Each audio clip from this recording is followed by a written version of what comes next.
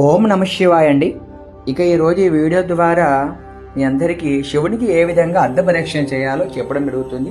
ఎప్పుడు కూడా శివయ్యకు సంపూర్ణ పరీక్షణ చేయకూడదండి, అర్ధ పరీక్షణ మాత్రమే చేయాలి.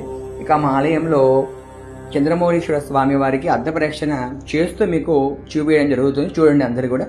ఎప్పుడు కూడా ముందుగా శివాలయంకి వెళ్ళినప్పుడు ఒక మారు నంది దగ్గరికి వెళ్ళి నమస్కరించుకోవాలి. నమస్కరించుకుని అక్కడి నుండి క్లాక్ వైజ్ సవ్యంగా తిరుగుతూ శివాలయంలో మనకి ఎక్కడైతే శివాలయం అభిషేకం చేసే స్థానమట్టం ఉంటుంది కదా, ఆ స్థానమట్టం నుండి జలము పోయే చోటు, ఆ చోటు దగ్గర దాకా వెళ్ళి తల వంచి ఒక నమస్కారం చేసుకోవాలి. అలా నమస్కరించుకుని మరలా యాంటీ క్లాక్ వైజ్ అపసవ్యంగా మరలా వచ్చి మరలా ఎక్కడైతే ఇప్పుడు నమస్కరించుకున్నావో స్థానమట్ట, అదే స్థానమట్ట దాకా వెళ్ళి నమస్కరించుకుని అలా 3 ప్రదక్షిణలు చేసుకోవాలండి.